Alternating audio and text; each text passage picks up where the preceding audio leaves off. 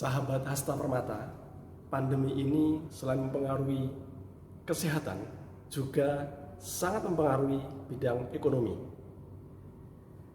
Banyak perusahaan yang tidak bisa bertahan di pandemi ini karena produktivitasnya menurun, tidak mampu menutup biaya produksi dan segala macamnya. Di seminar ini saya menyampaikan materi mengenai bagaimana cara organisasi perusahaan maupun pribadi untuk terus produktif, terus memberikan hasil yang terbaik untuk bertahan di pandemi ini. Selamat mengikuti.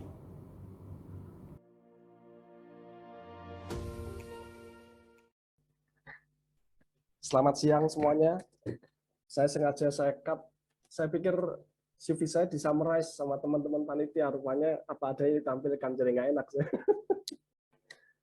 Baik, sedikit saya sharing saja. Memang kenapa nanti saya harus menyampaikan ini, karena nanti pada saat bicara produktif di sebuah organisasi, saya akan menampilkan contoh di perusahaan tempat bekerja saya sekarang. Jadi saya summarize saja. Saya setelah lulus kuliah, saya belajar di PT Nasional Global di Panasonic. Setelah itu saya belajar kembali di PT Kraft Food Indonesia. Kalau teman-teman tahu produk Oreo dan segala macam, saya di sana. Dari sana saya pindah ke sebuah perusahaan Belgia, Powell Stravo di Jelengsi. Lalu setelah itu saya mencoba ke perusahaan lokal di Gandum Mas Kencana dengan produk coklat Kolata. Kalau teman-teman yang suka masak, bikin kue, pasti mengenal produk-produk Kolata dan segala macam. Dari sana saya belajar kembali ke PT Industri Sakti. Kalau teman-teman nakes Namet mungkin sangat mengenal dengan produk-produk merek Maki. Ventilatornya sangat terkenal. Kami eksklusif distributor di Indonesia, satu-satunya perusahaan legal itu.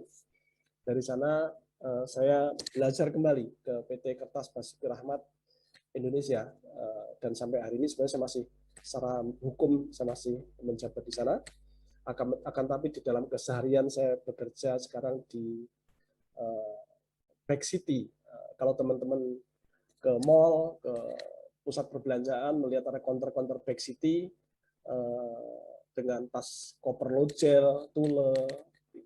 Saya bergabung di sana sebagai Chief Finance Officer, atau mungkin kadang-kadang lebih dikenal dengan Direktur Keuangan. Nah, kenapa saya cerita itu? Karena nanti pada saat saya menyampaikan mengenai produktivitas, saya lebih senang cerita dengan apa yang kami kerjakan terkait dengan bagaimana mempertahankan produktivitas, bagaimana tetap produktif di saat pandemi. Tentu dikombinasikan dengan beberapa hal yang tadi disampaikan oleh Dr. Sofyan dengan Kak Ana, gitu ya, Mbak Ana lah ya, saya lebih tua. Lalu juga Sherina Wahid. Jadi saya tentu meskipun ini di webinarnya Sekolah Tinggi Ilmu Kesehatan, tapi karena background saya praktisi yang non kesehatan, sehingga saya minta izin kalau nanti saya tidak banyak bicara mengenai kesehatan fisik atau mental, karena memang itu domainnya Dr. Sofyan, domainnya Ibu Ana, kira-kira seperti itu.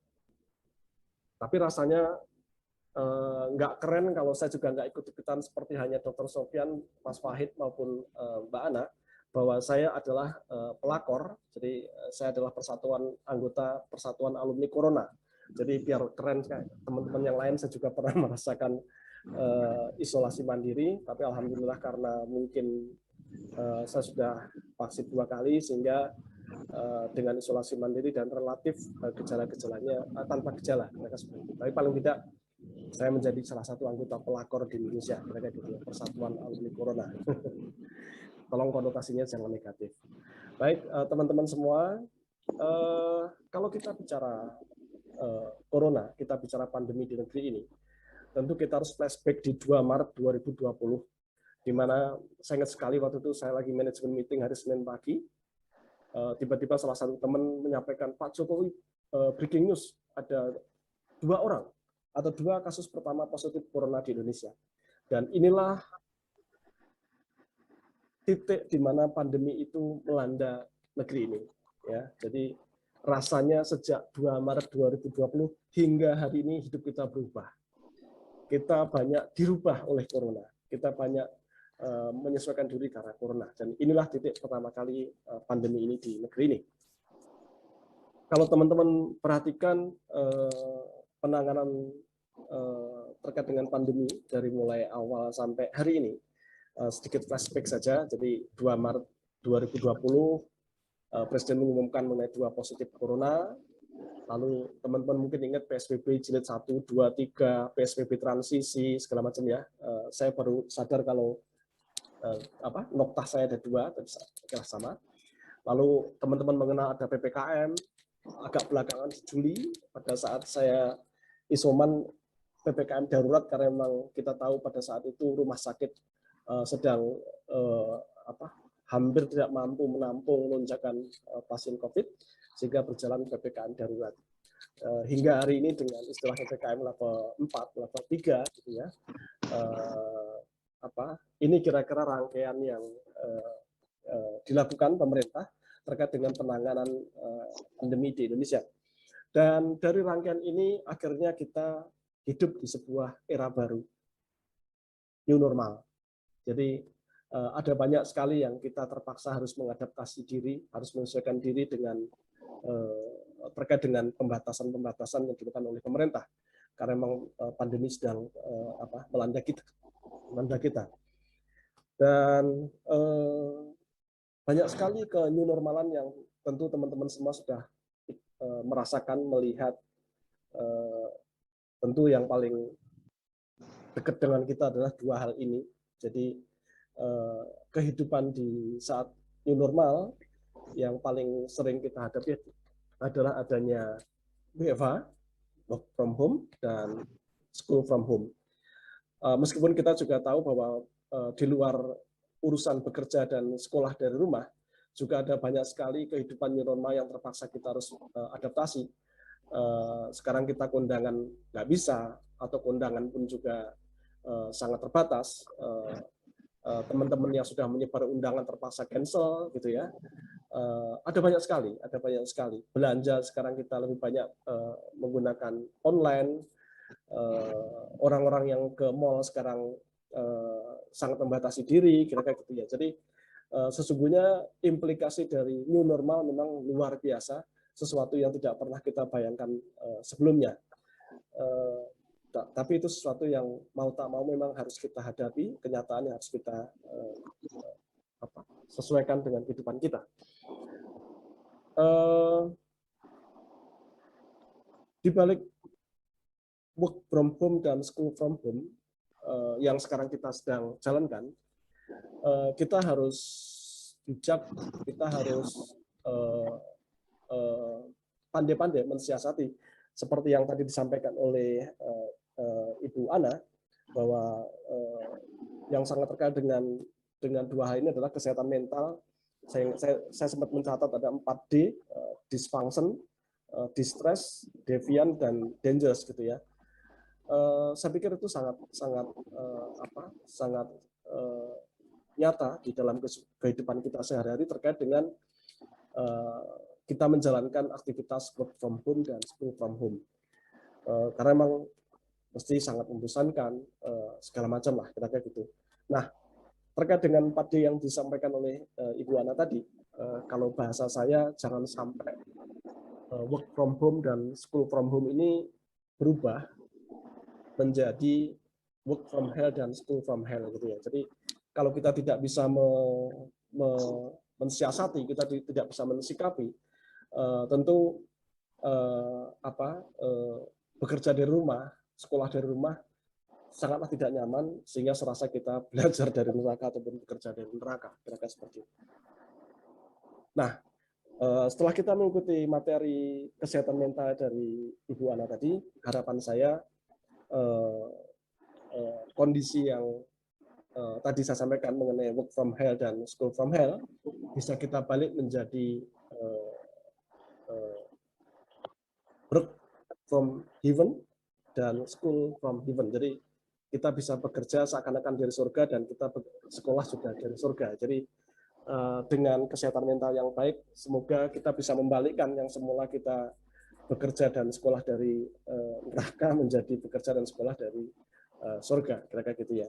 Meskipun kadang-kadang kenyataannya jam 9 kita buka laptop, jam 9.12 sudah mules, kira-kira gitu ya.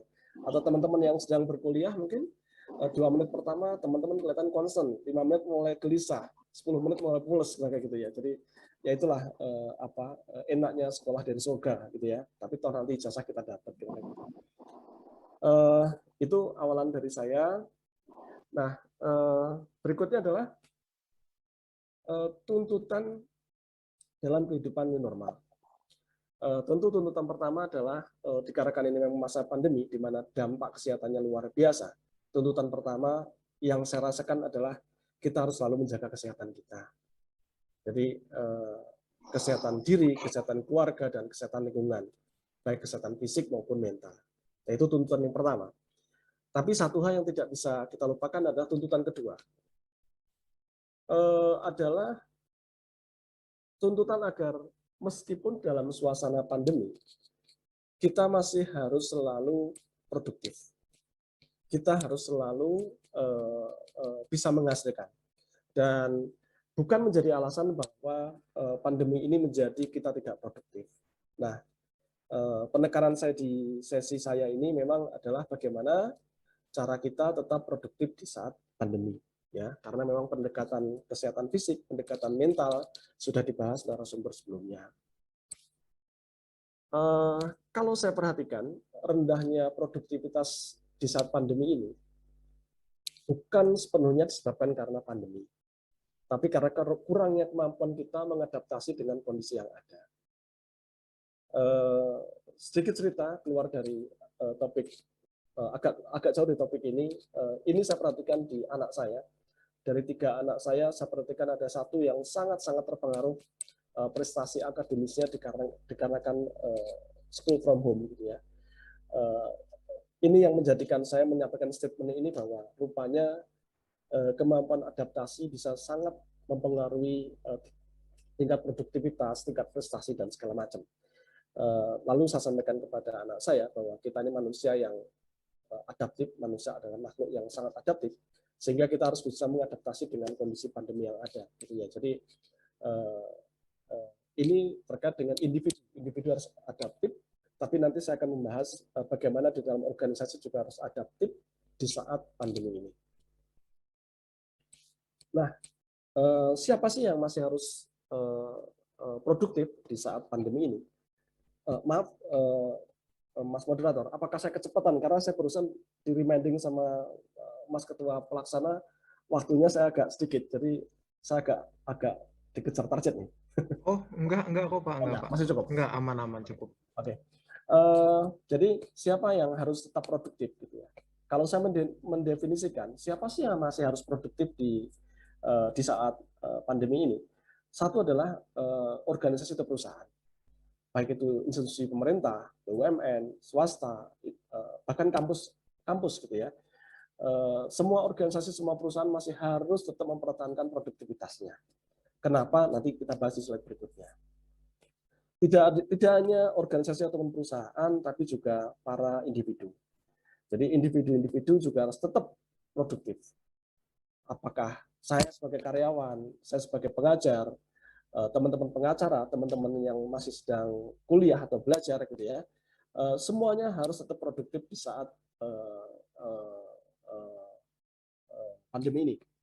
Makanya kalau sedikit kita lihat artis-artis yang selama ini mengandalkan aktivitas mereka dan penghasilan mereka dari layar televisi, salah satu cara mereka tetap produktif dan tetap menghasilkan di saat pandemi adalah kita perhatikan begitu banyak tren podcast,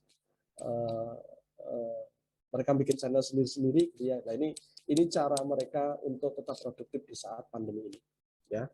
Jadi itulah kira-kira siapa yang harus tetap produktif di saat pandemi ini. Berikutnya adalah kenapa atau mengapa kita harus tetap produktif. Tentunya agar eksistensi kita tetap bertahan, mau tak mau produktif adalah sebuah keharusan. Teman-teman bisa bayangkan, kami di perusahaan swasta, kami bergerak di sektor real, produk-produk yang kami jual adalah produk-produk yang terkait dengan pariwisata dan traveling. Nah, di saat pariwisata mati, di saat traveling mati, retailnya pun maunya nggak bisa buka, teman-teman bisa bayangkan apa yang terjadi di usaha kami, gitu ya, di jualan koper, jualan tas, segala macam, gitu ya. Nah, bisa dibayangkan kalau kami tidak dengan semangat yang membara, dengan motivasi yang luar biasa untuk tetap produktif di saat pandemi ini. Saya yakin 2020 kemarin kami sudah nggak bisa lewat. Karena memang bidang bisnis yang paling terpapar pandemi ini adalah traveling dan pariwisata. Teman-teman tahu penerbangan seperti apa, hotel-hotel seperti apa, restoran juga setengahnya udah terkolab gitu ya. Lalu akhirnya produk-produk turunannya semuanya juga terpengaruh. Jadi kami atau kita semua harus tetap produktif karena itu jalan kita untuk mempertahankan eksistensi kita, keberadaan kita. Ya. Yang kedua adalah menurut pandangan saya, kenapa kita masih harus produktif di saat pandemi ini. Ini juga saya sampaikan kepada seluruh karyawan kami di kantor, adalah ini cara kami dan cara kita untuk memelihara kesempatan di masa yang akan datang. Kami meyakini bahwa suatu hari pandemi ini akan terkendali. Kami meyakini bahwa corona suatu hari akan berhenti, selesai, gitu ya. Nah, di saat selesainya pandemi itu, di saat hilangnya virus itu, kami meyakini bahwa akan ada terjadi rebounds, kebangkitan kembali, gitu ya. Nah, kami tidak mau kehilangan kesempatan bila titik itu terjadi. Jadi kami membayangkan pada saat suatu hari tiba-tiba, bukan tiba-tiba, bisnis ini kembali normal, kami berkeyakinan bahwa kami harus yang paling depan pada saat memulai bisnis ini. Jadi di saat yang lain sedang menata, kami sudah tertata, kami tinggal gas dan jalan dengan kencang. Itu yang menjadi alasan kenapa kita masih harus tetap produktif di saat pandemi ini. Karena memang ini juga salah satu kata kunci kemenangan di masa yang akan datang adalah persiapan kita di hari ini. Jadi sedikit cerita juga, ini juga saya terapkan di anak-anak saya di rumah. Di saat pandemi ini mereka school from home segala macam, saya minta mereka untuk menjaga kesempatan mereka di masa yang akan datang dengan skill up. Nanti saya sampaikan di slide berikutnya. Jangan terlena dengan pandemi ini, kalian hanya sekolah mungkin tidak seperti biasa, tidak les seperti biasa, tapi akhirnya saya minta mereka semua saya tambah dengan beberapa tambahan materi, misalkan bahasa Mandarin segala macam, dalam konteks memelihara kesempatan di masa yang akan datang. Dan ini saya implementasikan juga di perusahaan, mereka seperti itu. Jadi berikutnya adalah bagaimana kami tetap produktif di masa pandemi ini. Nah, seperti yang tadi saya sampaikan, memang di CV saya ini adalah perusahaan saya terakhir. Saya bergabung di Januari 2020. Begitu saya bergabung langsung menghadapi pandemi, jadi memang kondisinya luar biasa. Dan izin memang materi produktif yang saya sampaikan terkait dengan perusahaan, saya menggunakan studi kasus yang nyata yang kami jalankan dan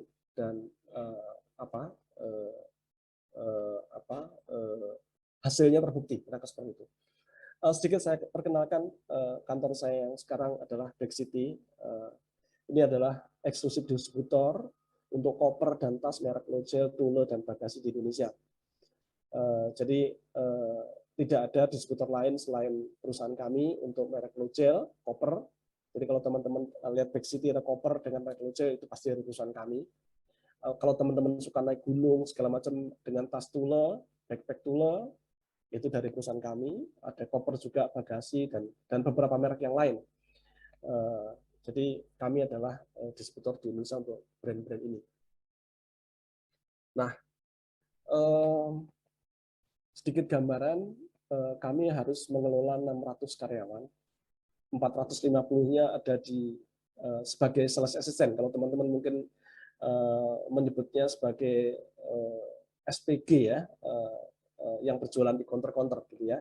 Itu jadi 450 ada di counter kami, di outlet kami, dan 150 orang adalah ada di kantor pusat dan kantor cabang. Kantor cabangnya ada di kantor pusat di Jakarta, kantor cabang di Surabaya dan Bali dan Makassar. 600 karyawan ini mengoperasikan 120 outlet di seluruh Indonesia. Jadi begitu kami masuk pandemi, masuk krisis ini, kami harus mempertahankan usaha dengan 600 karyawan di dalamnya. Jadi ini kenapa tadi saya sampaikan, kenapa kami harus tetap produktif, karena memang untuk mempertahankan eksistensi, satu-satunya cara adalah kami harus tetap produktif. Jadi karena inilah kondisinya, kayak seperti itu. Begitu 2 Maret 2020, di saat pertama kali Bapak Jokowi mengumumkan 2 positif corona di Indonesia, dengan gerak cepat kami langsung berusaha mengantisipasi kira-kira apa yang harus kami kerjakan, apa yang harus kami putuskan agar eksistensi kami tetap bertahan. Karena sedikit gambaran teman-teman, di dunia retail adalah sektor bisnis yang sangat terdampak. Teman-teman tahu mungkin salah satu deep store terbesar sudah pilot, bangkrut. Kebetulan kami salah satu pemasok mereka dan kami juga akhirnya ada sekian miliar yang tertahan di sana. Jadi ini gambaran bahwa dunia retail luar biasa rontoknya. Jadi sejak diumumkan di 2 Maret itu kami segera mengambil langkah-langkah mengantisipasinya dalam usaha untuk mempertahankan produktivitas, dalam usaha untuk mempertahankan eksistensi. Ya. Jadi begitu pandemik terjadi, langkah pertama adalah kebetulan perusahaan kami adalah perusahaan yang sedang transisi dari pendiri, dari orang tua ke anak, dan saya menemani generasi kedua. Jadi saya menemani anak dari pendirinya. Kami berdua, kebetulan hanya berdua saya dengan anaknya owner, dengan owner, langsung melakukan gerak cepat dengan melakukan job review. Karena seperti yang tadi saya sampaikan, ada 600 karyawan yang harus kami pikirkan. Ada 600 sumber daya yang harus kami pikirkan bagaimana kami utilisasi, kami organize agar tetap produktif. Ya, jadi seperti yang teman-teman tahu, begitu pandemi terjadi, tidak lama langsung PSBB. Tidak lama setelah PSBB, langsung mal-mal tutup, mal-mal buka hanya sekian jam, segala macam. Sehingga yang kami lakukan pertama kali adalah kami mencoba mengatur shift-nya dari teman-teman yang ada di toko. Lalu kami juga coba atur jam kerjanya. Karena kalau semula mereka bekerja dari jam 10 sampai jam 9 malam, di saat mal tutup, di saat mal hanya operasional setengah hari, tentu itu semua sudah berubah. Jam kerjanya berubah, shift-nya juga berubah, gitu ya. Jadi jobnya kami review, mana yang bisa kami simplifikasi. Lalu untuk yang 150 orang karyawan di kantor pusat dan kantor cabang, kami mencoba mulai waktu itu memang mungkin bahasa WFO dan WFH belum seperti yang sekarang, belum sefamiliar sekarang gitu ya. Tapi memang waktu itu kami sudah mendefinisikan hal ini dan sudah mengantisipasi. Jadi mana saja yang karyawan di kantor yang bisa WFO dan mana yang bisa WFH, bahkan mana yang tidak bisa dua-duanya. Sedikit gambaran, dari 150 orang kira-kira ada sekitar 40 atau 40 orang atau 50 orang itu adalah orang gudang dan distribusi. Jadi kami ada 14 truk yang digunakan untuk keliling-keliling. Teman-teman bisa bayangkan di saat mallnya tutup pasti truknya juga nggak bisa jalan. Di saat truk nggak bisa jalan, supirnya juga nganggur. Bagaimana kami mengutilisasi para supir-supir itu? Tentu kalau supir kan nggak bisa melakukan WFH, karena mereka mobilnya disetir di rumah kan nggak bisa. Jadi langkah pertama kami adalah kami mendefinisikan mana karyawan yang bisa WFO, mana karyawan yang bisa WFH, dan mana yang tidak bisa WFO maupun WFH. Jadi pandemi terjadi, kami melakukan job review. Begitu kami bisa menentukan mana yang bisa WFH, hal berikutnya yang kami siapkan adalah tools preparation. Kami mempersiapkan perlengkapannya, peralatan kerjanya. Teman-teman di area penjualan tentu kami berikan tools-tools baru karena semula mereka bisa buka toko, setelah itu mereka nggak bisa buka toko. Mulailah kami kenalkan dengan e-commerce kami. Teman-teman nanti bisa lihat di shop.breakcity.co.id. Kalau mau beli koper, mau beli tas, bisa melalui e-commerce kami di sana. Lalu juga ada kami gerakkan lagi dengan chat and shop segala macam. Itu adalah tools perlengkapan yang kami berikan kepada teman-teman di penjualan agar mereka tetap bisa berjualan meskipun mallnya tutup, tokonya tutup, atau mallnya buka tapi hanya beberapa jam saja, mereka seperti itu. Di luar itu kami juga siapkan hardware ya. Kami data yang bisa WFH berapa orang, laptopnya kurang berapa. Karena kami tidak bisa menyediakan seluruh karyawan dengan laptop, terpaksa kami bagi satu bagian satu sehingga mereka bergantian segala macam. Jadi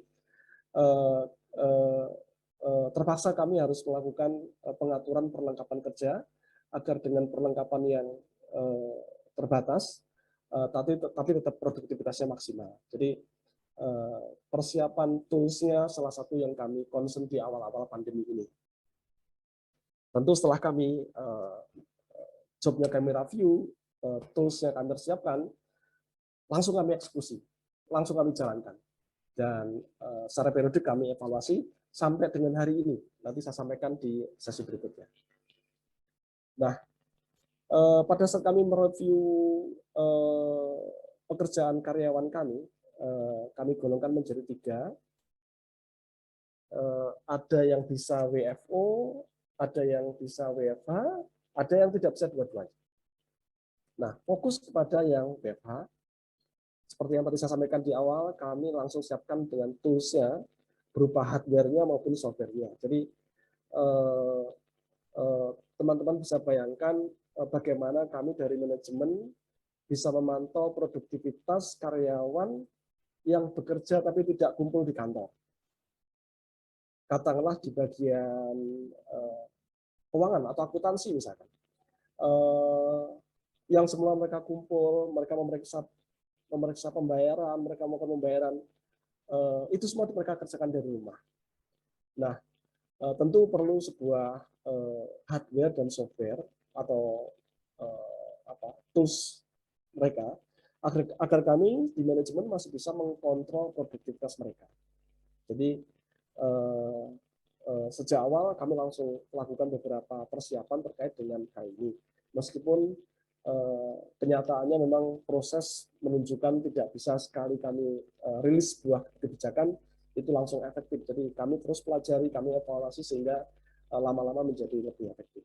Seperti itu. Nah, terlepas dari untuk mempertahankan produktivitas dengan mengatur mana yang WFO, mana yang WFH, atau yang tidak bisa dua-duanya, tentu salah satu yang harus dipikirkan dari manajemen adalah remunerasi yang fair. Karena tentu untuk teman-teman yang datang ke kantor, mereka mendapatkan uang transport, uang makan, seperti halnya pekerja normal. Nah, pikiran berikutnya bagaimana yang kerja di rumah? Mereka tidak mengeluarkan uang transport, tapi mereka tetap bekerja. Nah, disitulah peran manajemen untuk memberikan sebuah formula agar remunerasi yang diberikan kepada karyawan itu fair, sehingga setiap karyawan merasa hitung-hitungannya fair dan tidak menjadikan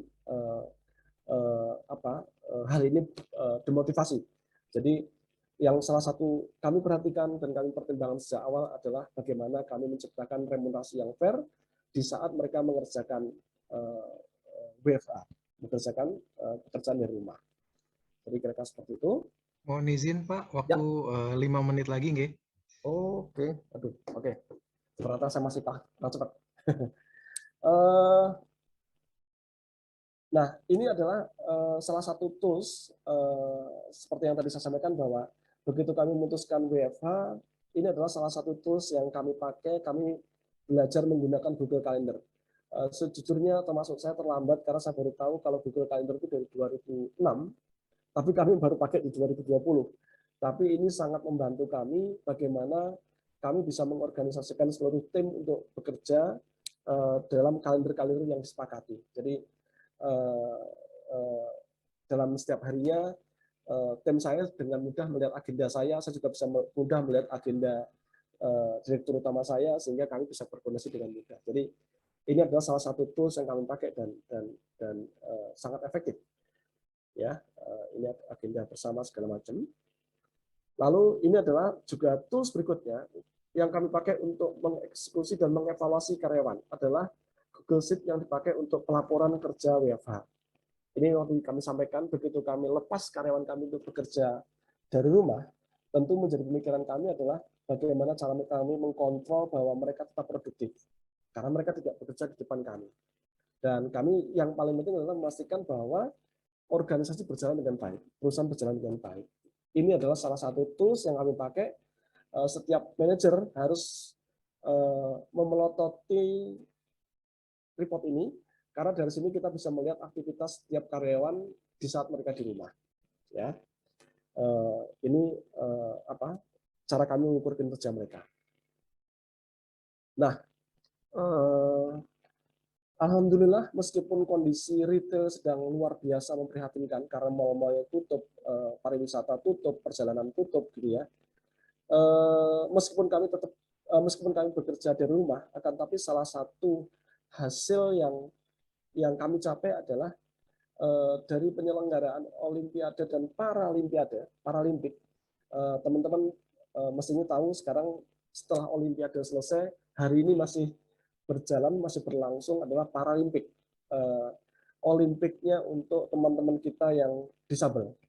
Ya, hari ini seingat saya ada final badminton untuk tim Indonesia ikut bertanding di partai final. Nah, meskipun kami bekerja dari rumah, tim kami bekerja dari rumah, alhamdulillah untuk pertama kalinya tas kami, koper kami merek Logel dipercaya oleh kontingen Indonesia sebagai koper seluruh rombongan. Dan ini tidak hanya di Olimpik, tapi juga di Paralimpik. Jadi seluruh rombongan Olimpik dan Paralimpik Indonesia menggunakan koper kami dengan desain khusus. Jadi ini tidak ada di pasaran. Ini hanya untuk warga-warga terpilih, atlet-atlet Indonesia yang terpilih di Olimpik. Ya. Masih ada waktu sedikit, mungkin saya akan atau mungkin waktunya jadi nggak cukup. Oke, saya lanjut saja. Sebenarnya ada videonya dari Gracia Polii pada saat dia unboxing koper ini, gitu ya.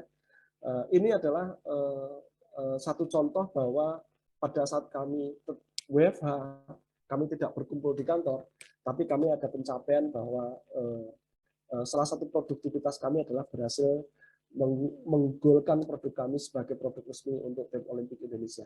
Seperti itu. Kalau bicara produktivitas terkait dengan organisasi, entah itu perusahaan, instansi, ataupun kampus,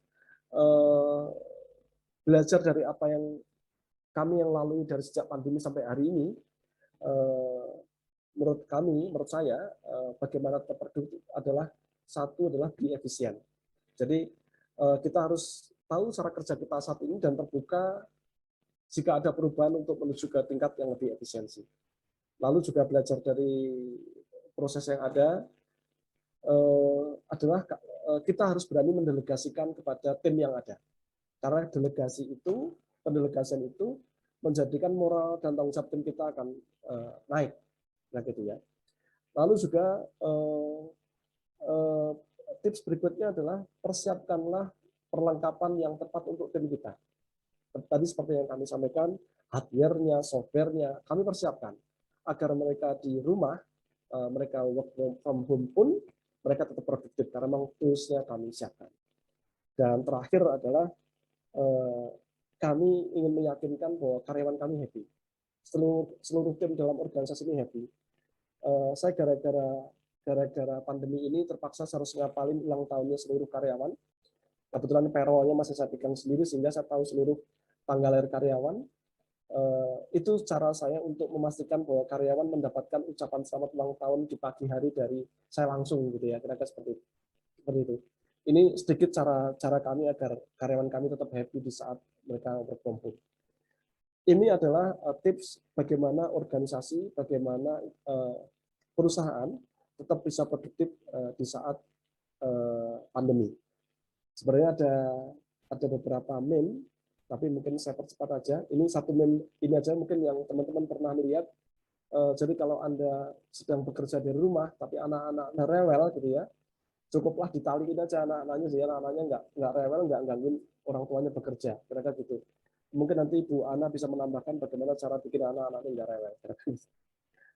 Meme berikutnya saya skip aja. Oh, meme berikutnya adalah mengenai pilot. Jangan sampai pilot itu work from home, karena nanti pesawat terbangnya jalan sendiri, dan tiba-tiba pilotnya menyampaikan bahwa this is your pilot speaking, I'm working from home. Siapa yang mengemudikan pesawat? Kira-kira gitu. Saya percepat sedikit. Kalau tadi adalah bagaimana cara perusahaan, tip perusahaan agar tetap produktif. Nah, sekarang saya masuk kepada bagaimana cara kita sebagai individu tetap produktif. Saya mencoba melakukan beberapa hal ini terkait dengan agar diri saya sendiri tetap produktif di saat pandemi ini. Sedikit saya sharing pada teman-teman. Selain saya di Back City, kebetulan saya masih sebagai direktur utama di PT Kertas Basuki Rahmat Indonesia. Dan harusnya hari ini saya ke Banyuwangi, tapi akhirnya saya ingat dengan Mas Edi sebagai ketua pelaksana. Jadi akhirnya saya keluar kotanya saya undur minggu depan agar saya bisa di rumah lebih tenang untuk menyampaikan materi ini. Selain itu tentu saya masih harus mengajar, bimbingan skripsi segala macam, sehingga buat saya agar saya tetap produktif, langkah pertama saya adalah saya selalu membuat penjadwalan kegiatan. Makanya Google Calendar menjadi sangat membantu, karena dari situ paling tidak tabrakan-tabrakan agenda, mengurangi risiko lupa. Karena begitu saya ada sebuah janji, pasti langsung saya ketik di Google Calendar saya, dan dari situ semoga mengurangi potensi kelupaan. Ruang aktivitas yang nyaman, tentu teman-teman meskipun bekerja di rumah juga tetap harus menjaga kenyamanannya. Saya di rumah, istri saya dosen di Gunadarma, tentu juga mengajar, bimbingan skripsi, sidang skripsi, anak saya 3 semuanya school from home gitu ya. Kami harus berbagi tempat, berbagi lokasi agar tidak bertabrakan suara, tidak bertabrakan, tentu rebutan kuota menjadi satu hal yang seru setiap hari gitu ya. Jadi kami menjadikan pandemi ini menjadi saat untuk membuat ruang aktivitas kami nyaman, karena hidup kami di masing-masing lokasi kami, kira-kira gitu ya. Jadi itu berikutnya adalah saya percepat aja aktivitas ringan. Tadi juga Ibu Ana sudah menyampaikan mengenai perlunya hobi segala macam olahraga gitu ya. Persis dengan itu saya juga mencoba melakukan aktivitas ringan, sehingga paling tidak meskipun memang betul persis dengan yang dikatakan Ibu Ana bahwa work from home seakan-akan seperti ini, kita bekerja sepanjang hari 24 jam dalam seminggu gitu ya, karena biasanya back to back, meeting dari meeting satu kedua nyambung terus seperti itu. Jadi kalau tidak ada aktivitas ringan memang sangat potensial 4D yang disampaikan oleh Ibu Ana akan terjadi. Berikutnya adalah yang saya lakukan adalah teknologi yang membantu pekerjaan, hardware, software seperti yang tadi saya singgung di awal. Ini salah satu cara kita untuk tetap produktif secara pribadi. Di luar 4 tersebut, kepada teman-teman semua, karena saya yakin audiennya lebih banyak mahasiswa, masih sangat muda, masih full semangat, full motivasi. Di luar 4 tips yang saya sampaikan, yang harus dicatat dari teman-teman adalah selain mengenai produktif, juga saatnya di saat pandemi ini kita semua skill up gitu ya, skill up. Jangan justru kita meratapi bahwa waduh gimana nih saya mau suasana belajarnya online kurang menarik atau bete di rumah gitu ya. Nah, tapi tetap ingat, catat bahwa Anda harus skill up. Karena pada saat suatu hari ekonomi rebounds, normal kembali, saya meyakini barang siapa yang telah skill up di masa pandemi ini, dia akan memenangkan pertarungan pada saat nanti kondisi normal, gitu ya. Jadi skill up adalah kondisi untuk persiapan pada saat nanti normal. Kira-kira seperti itu. Nah, kalau buat teman-teman, ini juga meme kembali, kalau teman-teman yang udah kangen dengan naik KRL, atau teman-teman yang kangen naik Transjakarta, cobalah ke kamar mandi ada, atau di rumah sakit juga ada, ini tirainya itu, rel tirainya ada seakan-akan pegangan di KRL atau pegangan di bis kota, kira-kira seperti itu. Kira-kira demikian dari saya, waktunya mepet, jadi dari saya cukup, terima kasih dan selalu jaga kesehatan diri dan keluarga. Demikian Mas Moderator, silakan. Baik, terima kasih kepada Pak HP untuk materi yang sudah diberikan kepada kita semua. Untuk selanjutnya kita akan mengadakan sesi diskusi dan tanya jawab ya Pak ya. Sudah ada beberapa pertanyaan yang masuk. Yang pertama dari Stutik ya, mohon maaf kalau saya salah bicara. Pak Henry, bagaimana cara memajukan growth mindset untuk memajukan growth mind untuk kalangan orang tua dan bagi penduduk yang tertinggal jauh dari dunia digital. Terlebih cara mereka untuk produktif di era digital ini agar mampu untuk bersaing di dunia luar. Karena pemerintah sendiri perlu memperhatikan secara khusus pada daerah yang tertinggal jauh dalam keberadaan era digital dan orang tua secara khususnya. Jika diperhatikan, pusat literasi hanya berfokus pada anak milenial. Bagaimana menurut Bapak? Terima kasih. Wah, ini harusnya nanya ke Pak Jokowi, bukan ke saya. Mbak Tuti, saya mencoba saja ya, semoga bisa menjawab Mbak Tuti. Saya adalah orang yang punya filosofi pribadi adalah saya selalu berusaha melihat jawaban dari setiap masalah. Saya tidak mau menjadi orang yang selalu melihat masalah dan setiap jawaban. Filosofi itu menjadikan saya berusaha tidak cengeng kalau saya menghadapi sebuah hambatan. Nah, sama halnya pada saat tadi seperti misalkan saya tinggal di kampung terpencil, akses internet susah, sehingga kampung saya menjadi kurang terupdate dengan dunia luar. Mungkin maksudnya itu kali ya Mas ya. Mungkin kurang terupdate dengan dunia luar sehingga merasa tidak terpacu dengan itu gitu. Saya lebih memilih menggunakan filosofi saya bahwa meskipun rumah saya tidak ada internetnya, tidak ada TV-nya, tapi sekali lagi itu bukan menjadi sebuah alasan saya untuk tidak produktif, alasan saya untuk kalah bersaing dengan yang lain gitu ya. Justru disitulah peran Mbak Tuti, peran yang lain untuk mencoba mencari jalan lain, bagaimana cara kita mencari solusi yang lain. Saya lihat teman-teman Stikim sering melakukan baksos ke tempat-tempat daerah-daerah yang mungkin masih katakanlah agak sedikit minus mungkin ya. Nah, itu juga salah satu cara lain bagaimana cara kita speed up, bagaimana cara kita mengafirmasi, mempengaruhi daerah-daerah kita, orang-orang tua kita yang kita pikir mereka kurang asupan literasi, mereka kurang asupan teknologi, sehingga mereka merasa tidak melihat dunia luar. Teman-teman dengan baksosnya itu adalah salah satu cara lain untuk bisa mempercepat proses bukan percepat proses, artinya mencari jalan lain atas hambatan teknis yang semula dimasalahkan karena akses internet ataupun yang lainnya. Jadi menurut saya janganlah kita satu hambatan menjadi masalah. Jadi sekali lagi saya yakin teman-teman Stikim, teman-teman muda ini adalah generasi yang selalu melihat jawaban dari setiap masalah, bukan masalah dari setiap jawaban. Gitu, Mas. Baik. Terima kasih Pak Henry untuk jawabannya. Semoga dapat menjawab pertanyaan dari Mbak Tuti ya. Untuk pertanyaan yang kedua nih Pak, ada lagi dari Wahyullah dari Yogyakarta. Izin bertanya ke Pak Henry, bagaimana caranya agar kehidupan new normal ini bisa dilakukan dengan baik tanpa harus merusak mental, dan bagaimana tips menjalani work from home dan learning from home bisa berhasil dilakukan tanpa merusak mental. Baik Mas Wahyullah, piye kabari karena dari Jogja jadi saya harus ngomong Jawa.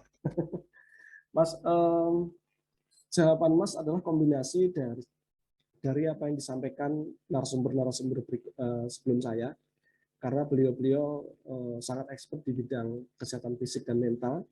Apa yang disampaikan oleh Ibu Ana luar biasa dan sangat konkret. Bagaimana cara kita menjaga kesehatan mental kita sehingga tidak sampai terjadi 4D, dysfunction, distress, deviant, dan dangerous ya. Nah, kalau mengenai bagaimana tidak stres dan mental sehat, menurut saya jawabannya ada di sesinya Ibu Ana.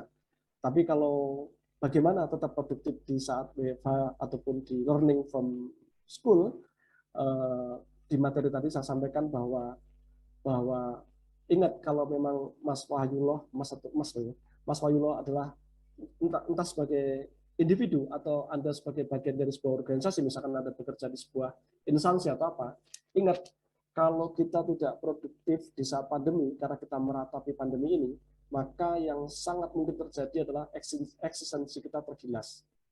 Kalau Mas sebagai karyawan, Mas sebagai seorang mahasiswa, lalu atau saya sebagai karyawan, saya sebagai seorang mahasiswa, lalu saya hanya meratapi bahwa, waduh, gimana saya nggak punya kuota, saya nggak bisa cocok dengan cara work from home, school from home gitu. Akibatnya adalah produktivitas saya turun. Kalau produktivitas saya turun, pasti saya dilihat oleh atasan saya atau perusahaan saya. Kalau itu yang terjadi, pasti suatu hari performa saya turun dan bisa jadi suatu hari saya kehilangan pekerjaan. Jadi ingat bahwa produktif di saat pandemi adalah sebuah keharusan, Mas. Karena kalau kita tidak produktif, ingat eksistensi kita bisa hilang. Karena kalau kita bekerja ya lama-lama mungkin bisa dipecat, kalau kita kuliah ya bisa DO, kira-kira gitu. Jadi salah satu cara yang Mas harus camkan adalah ini cara saya untuk tetap eksis. Dengan cara apa? Dengan cara produktif. Apapun profesi Mas, apapun yang Mas sekarang lakukan, ingat produktif adalah sebuah keharusan di saat pandemi ini. Kira-kira itu. Baik, baik. Terima kasih Pak Henry untuk jawabannya. Semoga Mas Wahyullah dapat terjawab ya pertanyaannya. Mohon maaf, untuk pertanyaan masih banyak banget Pak di kolom chat, tapi ini kita batasi untuk satu pertanyaan terakhir, yaitu dari Rizky Pratama. Assalamualaikum. Saya mau bertanya untuk pemateri, bagaimana cara perusahaan dalam mengatasi tingginya tingkat pemutusan hubungan kerja atau PHK yang dilakukan oleh perusahaan di wabah pandemi COVID-19, Pak? Baik.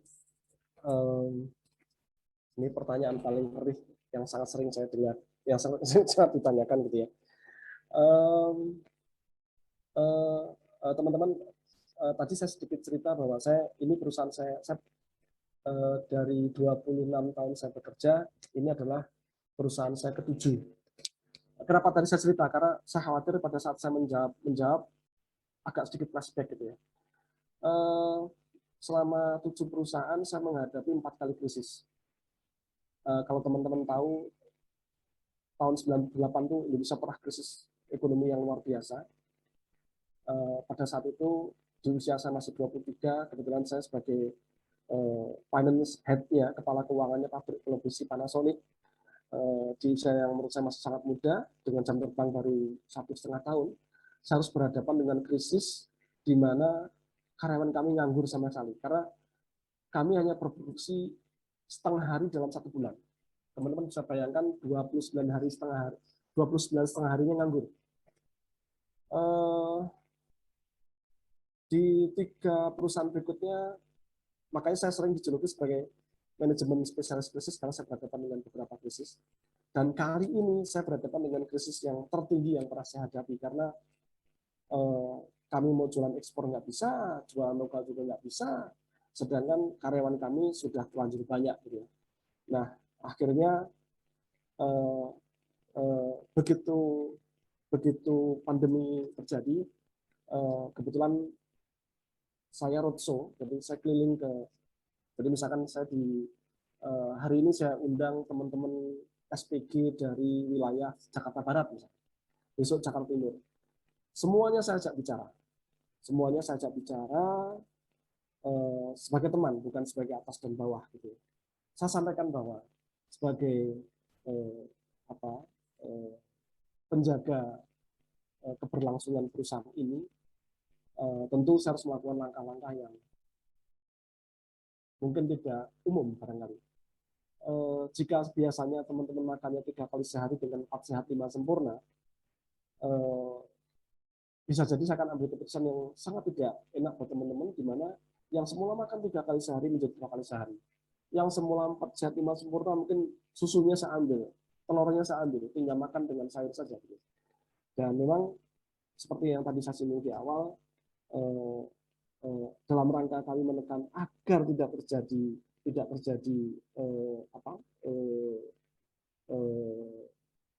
pemutusan hubungan kerja, adalah kami, ini saya sederhana apa adanya ya, kami mengurangi, memotong gaji seluruh karyawan, termasuk saya sendiri. Saya kena 25%, ya, terus tahu sedikit ya awalnya. Jadi pengurangan gaji adalah salah satu hal pahit yang harus kami lakukan dalam rangka bagaimana caranya tidak terjadi PHK. Tentunya di pos-pos lain kami lakukan efisiensi besar-besaran. Kami punya 14 truk, di mana dalam kondisi yang sangat rendah penjualannya, hanya terpakai kira-kira hanya 5. Yang lainnya sekarang saya sewakan. Jadi ada beberapa aplikasi, ya katakanlah kalau yang teman-teman tahu misalnya kayak GoBox ya, yang mobil box itu, sampai truk-truk kami sewakan. Gudang-gudang kami sederhanakan dan kami sewakan. Semua langkah kami lakukan agar perusahaan bisa bertahan, dan kami meyakini kalau memang ini bertahan, kami bisa melewati fase ini, kami siap memenangkan di saat ekonomi sudah normal kembali. Karena ini benar-benar waktu kami berbenah luar biasa secara internal. Jadi kira-kira seperti itu, bagaimana cara kami mempertahankan agar tidak terjadi PHK besar-besaran. Itu cara kami, saya nggak tahu teman-teman di perusahaan lain bagaimana, tapi kalau karena ini pertanyaannya ke saya, dalam konteks Back City, itu yang kami lakukan. Oke, baik, terima kasih untuk jawaban yang sangat luar biasa dari Pak HP. Semoga pertanyaan-pertanyaan yang sudah dilontarkan dari peserta dapat terjawab dan terpuaskan. Baik, tidak terasa waktu untuk sesi Pak HP sudah cukup dan sudah selesai. Saya izinkan Bapak untuk memberikan closing statement. Silakan, Pak. Sebenarnya, closing statement saya sebenarnya sudah saya sampaikan tadi, bahwa teman-teman, karena memang audiennya adalah teman-teman muda, mahasiswa gitu ya, ini kegelisahan saya kepada teman-teman semua. Jadi jangan sampai pandemi ini menjadikan Anda merasa bahwa mengeluh, merasa kondisinya kok tidak seperti yang saya bayangkan segala macam. Jadi jadikan pandemi ini justru saatnya Anda skill up. Anda menambah skill Anda menambah kemampuan Anda, sehingga nanti di saat normal Anda memenangkan pertempuran. Karena persaingan nanti terjadi pada saat normal, kira-kira gitu ya. Jadi ingat, skill up adalah bagian dari Anda memenangkan di waktu yang akan datang, selain Anda harus produktif di hari ini. Kira-kira itu closing dari saya. Baik, terima kasih banyak untuk Bapak Henry Priantoro, SCMM, untuk kesediaan waktu dan materi serta sesi diskusi tanya jawab dengan kita semua. Semoga Bapak sehat selalu untuk menjadi inspirasi bagi kita semua, dan dapat bertemu lagi di webinar berikutnya ya Pak ya. Sehat selalu ya Pak. Mas Moderator, kalau teman-teman ingin katakanlah, kalau tadi Ibu Ana kan ada di Spotify channelnya. Oh ya. Saya ada di YouTube, saya di Hasta Permata Consulting. Di situ campuran antara materi kuliah, lalu juga ada saya punya ketertarikan dengan dunia entrepreneurship, sehingga di situ saya sampaikan juga kisah-kisah sukses para entrepreneur. Mungkin teman-teman kalau mencari ide mencari inspirator ada di channel Hasta Permata Consulting. Tapi kalau memang sekiranya perlu bertanya langsung ke saya, silakan nomor saya di-share ke teman-teman yang lain, terbuka saya untuk berdiskusi. Baik, siap. Terima kasih banyak Pak untuk channelnya sudah saya catat. Begitupun nanti akan saya share ke teman-teman di peserta di grup WhatsApp. Terima kasih ya Pak Hendry Priantoro untuk waktu dan kesediaannya. Sehat selalu ya Pak. Iya, baik. Terima kasih Mas. Assalamualaikum.